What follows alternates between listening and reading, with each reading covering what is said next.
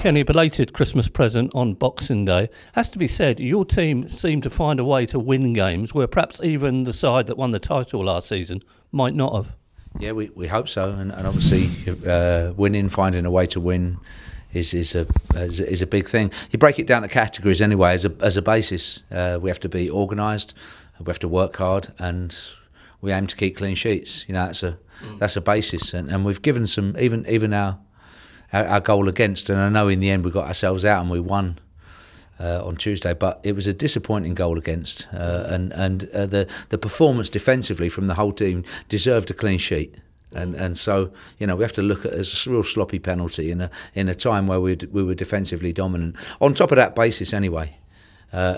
Comes attacking, constructive, free-flowing football. That has to be the aim. We have to work out with that way. And there's times where our forwards turn away and shy away from 1v1 situations, from taking people on, from attacking people early, attacking people with pace. And that's an area as well where we feel we can improve on. All of these can then give us an edge, make us what we want to be, which is promotion contenders at the end.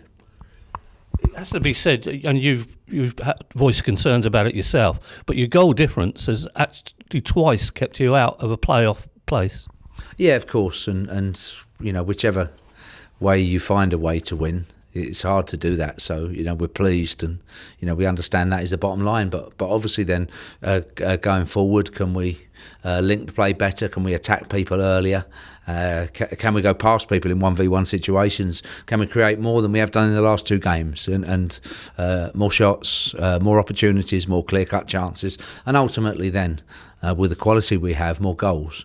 That has to be our aim on top of an overall base, and that does sum up probably the last couple of games that we've played. Now you'll treat Northampton with the same respect as you treat every other opponent. Very, very much so. Be a good weekend for us, good day for us. Starting with Northampton, but good weekend where Northampton, Bristol Rovers in quick succession, 6 points to play for. Follow up on the very good 3 points that we got on Tuesday, and for both teams, Northampton and for Portsmouth, played each other twice, once in the league, once in the Checker Trade, one win each so far, and possibly now. Playing at Fratton Park is an opportunity for us to push on, but of course we won't be underestimating anybody. And for Northampton, they're fighting for their lives down the bottom at the moment, and will be working out their own way to win, obviously, and are a dangerous opponent while they're in the position that they're in, because second half of the season they'll be wanting to move out the lower reaches of League One. For us anyway, it's a weekend where we want to be at our best, capitalise on the good things that we're doing, and we are doing some. We're very consistent, and our approach is good, our commitment is good. Build on it, some more intact in the tent is where we're looking to do, both in team selection and individuals in our team. Nevertheless, the weekend presents a great opportunity to go into the 40-point margin and keep going. Yeah, it's chasing the top six has been our aspiration all year, and we're still halfway through, and we're in there. But the top sides have very good points total. If you take last week's opponent, Shrewsbury, and you see where they are. I mean, exactly halfway through the games, they've played 23 games, and they're set for 96 points. If they replicate that, that's high. So if you want to be at the top of this league, you need to be good, and you need to be winning most of the time. You need to work out a way. Obviously, the points total for six will be slightly different, but working out a way, making sure that you can compete, going for those three promotion places is what you have to do every year. To Gareth Evans, and Wimbledon come back in, but Jamal Lowe steps in. Ben Close fires it, goal and scores right on the stroke of half-time. Now, Ben Close has come to prominence this season. You've shown a lot of faith in him. He's repaid that faith with what he did on Boxing Day. Not only was it a great shot, the timing of it and everything was perfect. And he's added it to his game as he's gone along. He's had quite a high number of efforts now.